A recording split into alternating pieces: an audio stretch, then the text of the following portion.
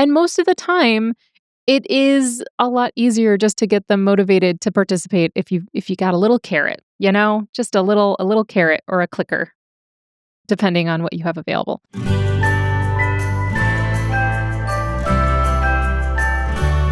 How to survive the classroom. Have you ever wondered what I would say if my mother and my administrators weren't watching every single thing I do on social media? Well, that's exactly what my stand-up show is, and I'm going to be coming to a town near you super soon. You can get tickets at educatorandrea.com/tickets. Hey, teacher besties, welcome to How to Survive the Classroom. I am actually so excited to be here because it feels like the first time that I've gotten to sit down in like 3 weeks I've told you guys, like, I'm in the middle of a move right now and all of that. And I worked so hard on getting the old house up for sale and clean and nice and all of that good stuff. And then I finally finished it and I was like, oh yeah, now I'm going to have a break. Except for now I'm in my new house. And if you guys have been following me on Instagram, you've seen like the saga of trying to deep clean some of these spaces. And it has been so exhausting because there's so much grout, first of all. And in the grout is like filth, but then also there's chunks of the grout missing because this house is 30 years old. And so I'm like, I'm really afraid of becoming that person that's like, oh, I'll just clean the grout. Oh, you know what? The grout needs replacing. If I'm replacing the grout, I might as well just replace the tile. I'm like one day of impulse buying away from retiling all of my bathrooms, which is it's not that it would be the worst thing, but like I need to calm down a little bit because as I'm recording this, July is coming still. And in July, I'm doing a ton of travel, like a ton of travel. So if I start a project, I cannot leave just like bare, untiled floors for my family to deal with while I'm gone. So I need to calm down a little bit. Also, trying to be, budgetary minded and have really tried to focus on, okay, I have all this leftover paint from the last house of colors I liked. Let's use that stuff first. So I hope you guys are following me on Instagram to catch all of this because it's a lot of like ADHD hyperfixation projects going on. And I've had so many people tell me because I posted one reel of me like scrubbing grout and the amount of people that have been like, you need to go follow Go Clean Co. Which is a creator who I think she got started like in the pandemic and she posts like deep cleaning videos because she has a cleaning company. I have followed her since 2020. So like don't cite the deep magic to me. I was there when it was written. Okay. I followed her before she had like 2 million followers, I think is what she's got now. I followed her when she had, on Instagram, by the way, which is very impressive. I think I followed her when she had like 500,000 followers. So yeah, if you want some good, really gratifying cleaning videos to watch, and I don't know why that scratches an itch for me, but it really does, go to Go Clean Co. because she's phenomenal. So yeah, so that's what my life has been right now. But also, guys, in my backyard, there is an owl in my new house, and I'm so excited about this owl. I spent all day yesterday Googling whether or not I can befriend a wild owl, and according to my research, yes, it's not impossible to befriend an owl. However, the things that you have to do to befriend that owl are all things I'm unwilling to do, unfortunately, which are things like keeping your yard dark and encouraging pests and rodents to live in your yard. If you would like to make it a very like hospitable place for an owl, it's got to be dark and it's got to have lots and lots of like critters. And I was like, oh, it turns out I don't want to befriend an owl that badly. But our new yard has like, it kind of like slopes down and then we've got our gate and then there's like a pond behind our house. And so I think that's where the owl hunts. And we've seen him out a couple of times or her out. I actually don't know.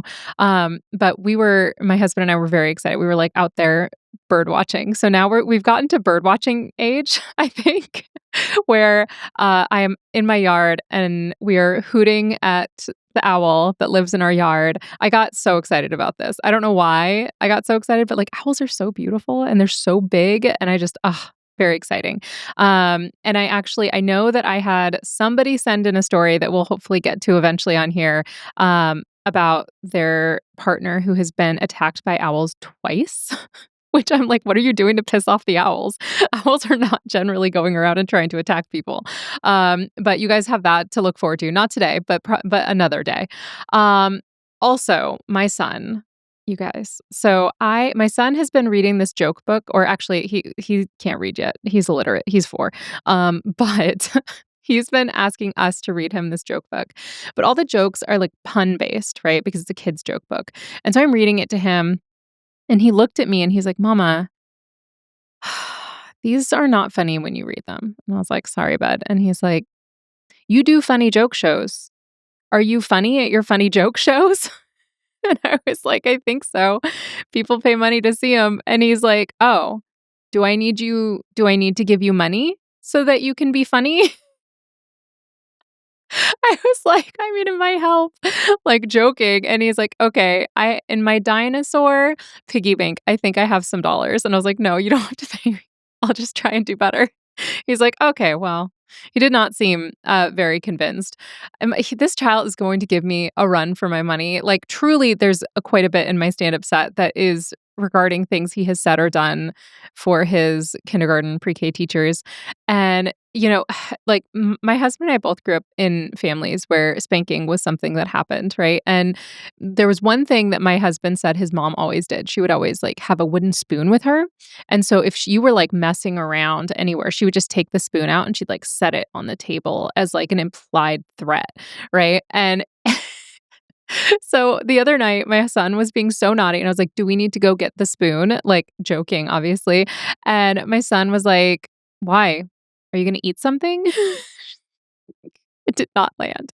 It did not land as a threat at all, and I was like, "Okay, yeah, all right, well, no, I just go to bed." Like, just go to bed, kid. But yeah, so this kid, he is truly so funny in sometimes intentional ways and sometimes unintentional ways. So if you have not yet been to my show, you absolutely need to because you're going to hear a lot more stories just like that about my wonderful child who brings so much laughter to my life.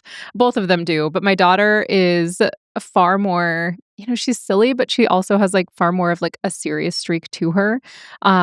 So yeah, there's stories from both of them at my show. So I cannot wait for you guys to hear them if you're able to come through. All right, let's jump in to the fan stories slash questions that were sent in this week. Hey, Andrea. I'm thinking of getting into teaching. I'm actually trying to get a degree right now for it.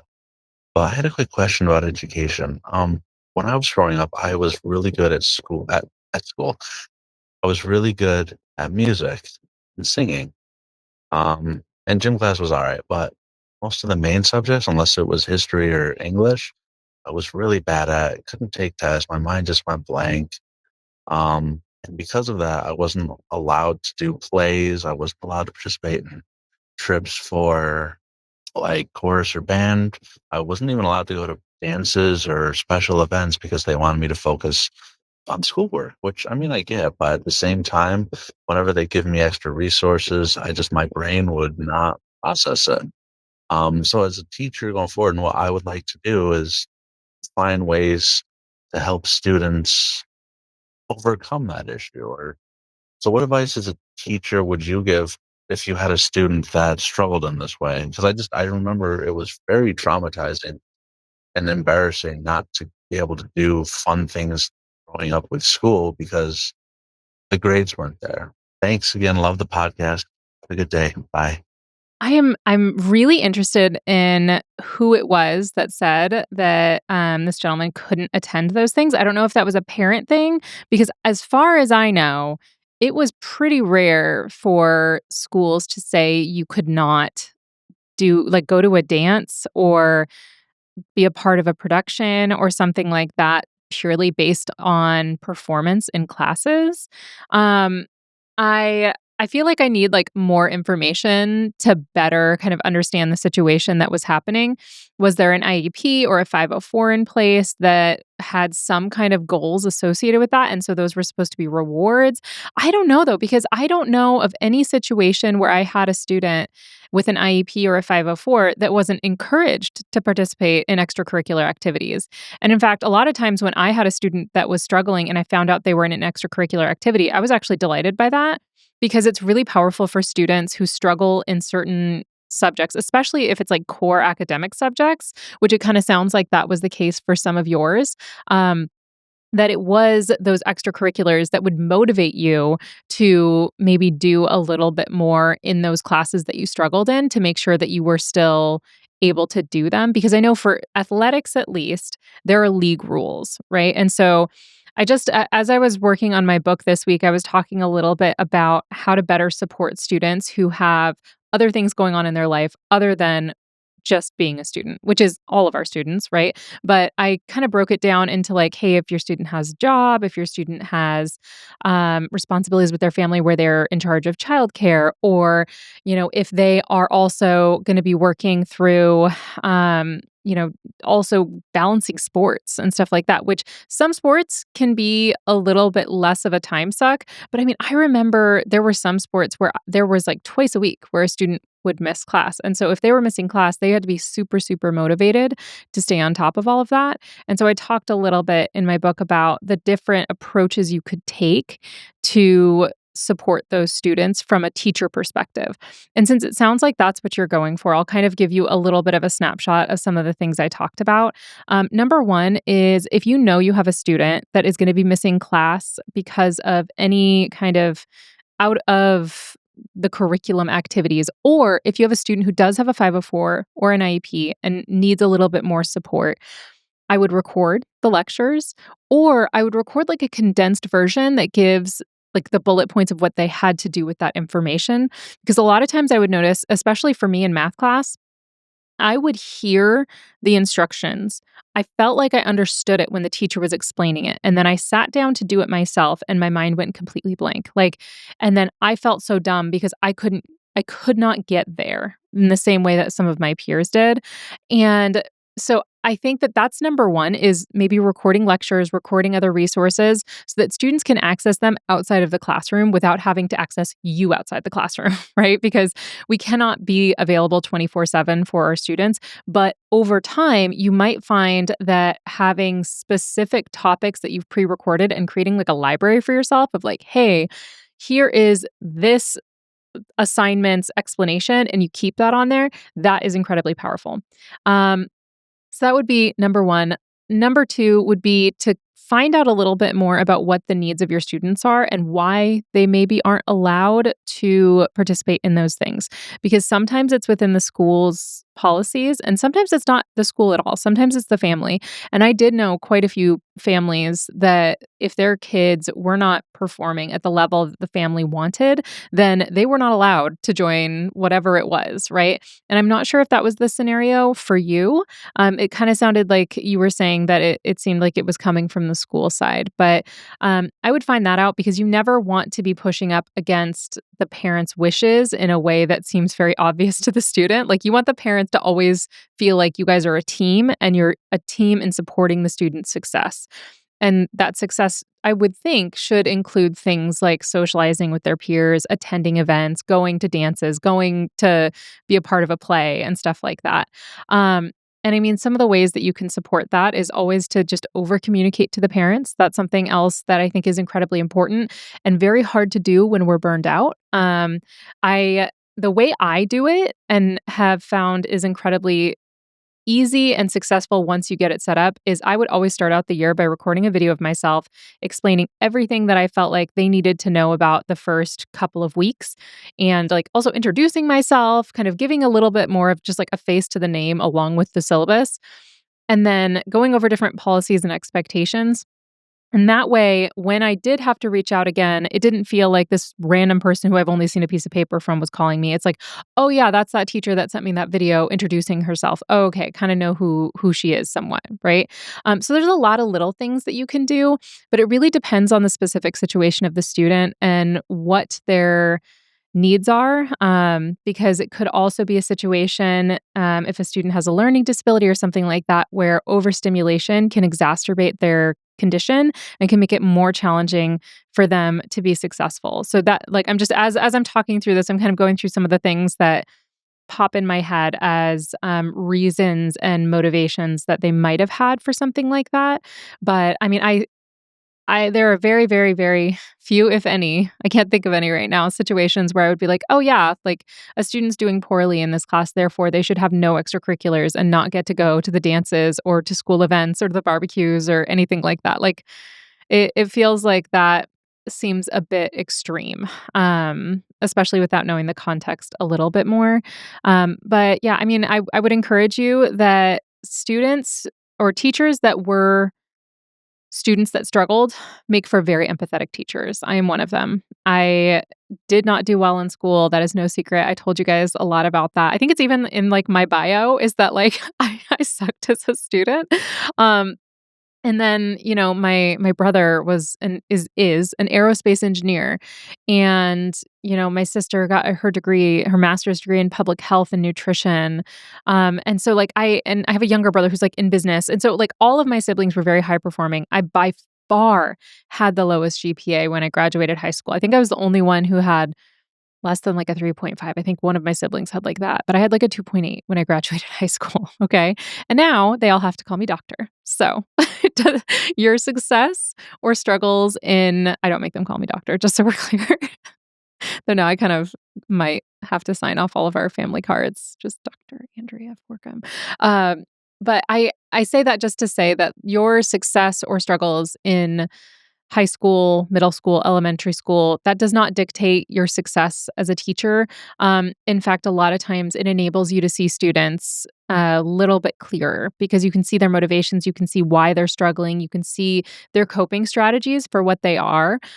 Because for a lot of people, when they see students who are struggling and are like, doing different things to cope. It's like, why are you acting out like this? Why are you like drawing and doodling and doing all of this? And it's like, oh, I know I did that, right? Like I was avoiding work too, or I felt stupid and I would have rather felt like I was in trouble with you than feel stupid in front of all of my classmates. So all of those things put together really don't mean anything other than like if you want to be a good teacher and you're willing to work really hard at like helping your students be successful, I really hope you're not discouraged by any kind of negative memories you have of your own time as a student because it could be the thing that helps you reach students that are really, really hard to reach. So, all right, let's go ahead and listen to the second thing that was sent in this week. My first year teaching, I had this crazy group of girls. They were sixth graders in my class. And after I told one of them to sit down in class, I just said, go sit down because she was wandering around. They got together to go to the principal to get me fired for, quote, treating them like dogs. And the craziest part is they were discussing it, this group of five students, while walking down the hallway. And another kid was walking to the office at the same time. And that kid was talked to by the principal first before the larger group. And that kid said, oh, you know that other group of kids who's out waiting to talk to you? Well, they're here. And they said that they were going to make up a lie to get a teacher fired. So just so you know. So that's always fun to think about. I almost got fired my first year for telling a kid to sit down. I really, really hope that the administrators did not buy into that in the least. I mean, I cannot even fathom having a bunch of students come tell me that, like, oh, they told me to sit down and they were talking to me like I was a dog. Like, I mean, I guess I could see it because you're like, "Hey, sit." And I could say that both to a dog or a student. You know, here's the thing is I have often said that my students, especially students who have brains like mine, where they are very ADHD and bouncing off the walls, behave a lot like having a puppy in class. Because if you don't give them some kind of task, if you have not given them some kind of job, it is likely they're going to destroy the furniture and be the center of attention the entire time. And so, kind of like when you have a new puppy and you're training that new puppy to behave itself, a lot of times that requires giving them special tasks and stuff like that, and sometimes telling them to sit.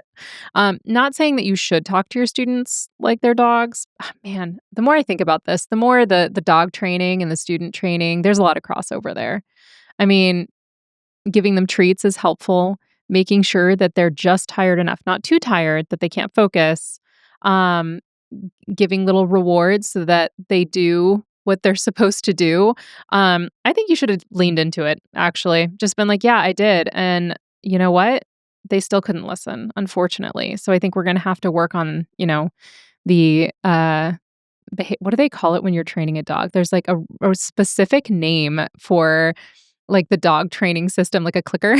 Have to get like a little clicker for them. Like, oh, good job, click, click. Tell me that wouldn't be effective. I feel like there were definitely some kids I've taught the little clicker would be really, really effective to train them to act right in class. We can't clip this part, otherwise I'm definitely get canceled and be like, Dr. Andrea Forkham says we should click train students to behave. Only if it works, all right? Only if it works. That's the only time I think that we should do that.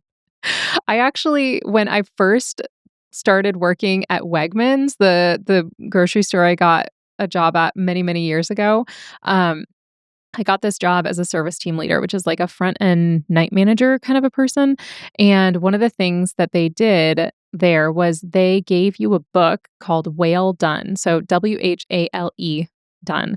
Okay. And it was a book about management, and it was about how to incentivize employees by giving them little treats. So listen, if Wegmans and other successful business corporations can use whale training as an analogy for how to better implement management strategies, I feel like it's fine for us to talk about how there's some overlap here that we could probably use.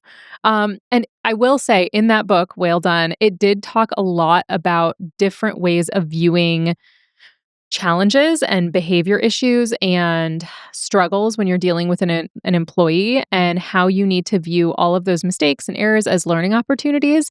So also a lot of, crossover there. And it did help me kind of reframe some things. I remember I've had people that would come and they were so angry about something a cashier had done, and they'd be yelling at me about it, and I would just be like, oh, thank you so much, it's a great learning opportunity for us, thank you for sharing this information, blah blah blah blah blah, right? And then I would go to that cashier, we'd talk about it, and we really would try and make it a learning opportunity in the same way that in the classroom we're always trying to make it a learning opportunity, and try and incentivize hard work and incentivize good behavior from our students.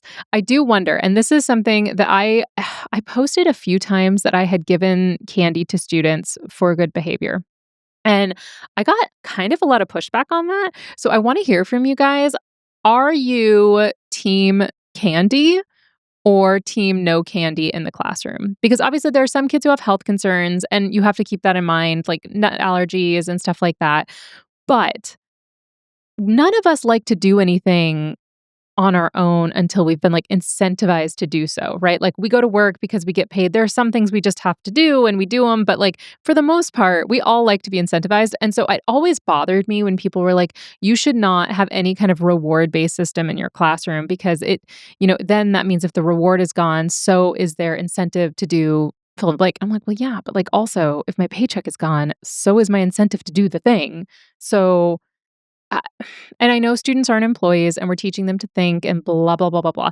But realistically, like, let's be so for real right now. How many students do we have that love to learn for the sake of learning? Because those students are the very few and far between who also have everything else going great for them, right? Like students who love for the sake of learning usually are students who are well fed, come from a safe home, don't have any drama going on with all of their friends right now, have like all else is good for them. And most of the time, it is a lot easier just to get them motivated to participate if you got a little carrot, just a little carrot or a clicker, depending on what you have available. If you had carrots, students are absolutely not going to answer questions for you, but they might if you have Jolly Ranchers. So, speaking of getting students to do things for you, I have a really, really cool resource I'm going to share with you right after this break. Hey, teacher besties, welcome back to How to Survive the Classroom. And I am giving you just a little tidbit of what I share with my students over the summer class that I teach. I'm wrapping it up right now. And it is essentially setting up all of these teachers who are in a transition to teaching program. A lot of them are stepping foot in the classroom for the first time in August as an emergency licensed teacher, which is how I did it. And so I'm trying to give them everything I possibly can to help them be successful and make teaching sustainable. And one of the things that I force them to do, I start out that class, by the way, by saying, like, you're going to hate me probably for the next month because I teach them for a full month and it's a very like squished in 4-week semester. And I tell them at the beginning, like, you're going to hate me now. But as long as you hate me now and love me when August comes, I'm fine with that. That's totally fine. But it's not because of this resource that they hate me in the meantime. I get a lot of positive feedback from them about this resource. It's called Edgy Protocols. And it is it's, this is I will say, let me just up top. The biggest struggle of implementing Edgy protocols is explaining to people what Edgy protocols are. And there's actually like full podcasts about Edgy protocols. But what it is it is creating these lesson frames that you can use to plug in other topics and the lesson frame itself stays the same. So that way the students are able to think, okay, I don't need to learn a whole new lesson frame. I just need to learn this new thing, this new concept. So let me give you an example. This is the easiest way of sharing with you. Okay, so they have something called, let's see if I can say it right, Bukakucha. See, the terms that they chose for this are honestly, it's like either Bakucha or Bukakucha. But the idea behind it is you are giving 1-minute slideshows with like 3 slides each over a topic. Okay. And so you're teaching your students the Edu protocol of, okay, you're going to create these 3 slides. You're going to have 10 minutes to create these slides, and then you're going to present them to your groups. Go. And having students kind of in the rhythm where they know how to create the slides, they know where to get them, they know the template, they can plug in all the information. And having that part done takes away some of the mental load of the activity so they can just focus on whatever it is you're having them focus on for what those slides are. So for example, in my classes, I will say like, okay, guys, you're going to do a Bukakucha on yesterday's reading. And I want you to take out 3 quotes, and I want you to explain the 3 quotes. And so then everybody is taking little pieces from their reading and being able to explain it. And all I have had to do for creating this activity, which is going to probably end up being like a 20 to 30 minute activity, is I taught them about what that, like the Bukakucha is, and then I've given them a new prompt. So when you think about doing Edu protocols, the idea is you're teaching them basically these lesson frames early on in the year. And then as you go through the year, your prep time is way cut down because you're not having to start over and give them like a whole worksheet and be like, here you go, here's your massive worksheet. You got to go through and you got to do XYZ. And you might have some of that. But this way, the frame is already there and you're plugging something into it. And Edu protocols are a bunch of lesson frames like that, where it's like, okay, here is the strategy for this topic. I'm sorry, guys. My brain is like so done right now. I've probably inhaled too many paint fumes. As I'm talking about this, I'm going to pull up some of the templates so that I have it off of the top of my head. And by the way, Edu Protocols does have free templates online. So you can go on, you can take a look at a bunch of the different slideshow templates. They have a bunch of YouTube videos that are out. And the idea is you are going through and creating these skeleton frames that you can use over and over again, regardless of what subject you teach, regardless of what unit you're on. It all can relate to an Edu protocol that allows you to not have to do as much work in the long run because your students are used to doing it this way. They have some of these I'm not even familiar with. They have something called a random emoji power paragraph, and I'm very intrigued on that. I've read both of the books. There's the field guides 1 and 2 that you can buy and all of that, and they're really, really good. Those are the ones I force my students to read in the month. I make them read both of them, and then I make them create templates, and I make them create slides and all of that, introducing these Edu protocols so that when school starts in fall, they've already got like the framework created for themselves. So highly recommend. Edgy protocols are very, very helpful. Once you get your brain wrapped around it, it is helpful in the same way that routines in your class are helpful because it gives you a sense of just kind of like gives kids a sense of like safety when they know like, okay, I'm going to show up and I'm going to sit down and we're going to do 6 minutes of writing or we're going to read or we're going to do whatever. Like same thing with Edgy protocols where you are setting up these lesson frames that you can go back and revisit, and it's going to take less time for you in the long run because you have those kind of routines in place. But these are routines that tie in to different learning strategies. So I would check it out. Edgy Protocols. They've got a lot of free resources online. Again, you can also buy the books and all that good stuff. But it's, they got some good stuff out there. So check it out. I do, in fact, make my students create them. So, this was free tuition learning for you. So you're welcome. If you have thoughts about what we talked about today, or you have a resource that you want to point towards, like maybe there is something that you're like, oh my gosh, I used this week. It was amazing and it saved me a ton of time. Email me, please, or DM me on Instagram or TikTok at Educator Andrea. Also, if you have an insane story and you haven't shared it with us yet, what are you doing? You can go on to podcasterandrea.com and there is a link that says leave a voicemail, and that's where I want you to send it. Okay. Because I really, really want to hear all of your chaotic stories. As I'm recording this, it's summer. So now your brains have had a chance to like process the year, and you're probably starting to get the itch to get things ready for fall. So that's the perfect time to revisit some of those insane stories. And if you want to contact us in other ways, you can email me, Andrea at human-content.com, or you can contact the whole Human Content podcast family at Human Content Pods. And thank you so much for all of you wonderful listeners who have left reviews. And if you haven't yet, that is your homework. Get a review in there, give us 5 stars, and share the podcast with a friend, a teacher who just is getting ready to go in the classroom, who needs all these free resources and advice. You need to send them this episode so that they can like prepare their hearts and minds and souls. And if you want to catch the entire YouTube episode, they are up every week at Educator Andrea. Thank you so much for listening. I'm your host, Andrea Forkham. Our executive producers are Andrea Forkham, Aaron Corney, Rob Goldman, and Shanti Brooke. Our editor is Andrew Sims. Our engineer is Jason Pertizo. Our music is by Omer Benzvi. Our recording location is Indiana State by College of Education. To learn more about our How to Survive the Classrooms program disclaimer and ethics policy, and submission, verification, and licensing terms, you can go to podcasterandrea.com. How to Survive the Classroom is a Human Content production. How to survive the classroom. Thank you so much for watching. Want more of How to Survive the Classroom? You can watch more episodes right now. Just click on that little box over there. You see it? And if you haven't yet, please subscribe. Okay, bye.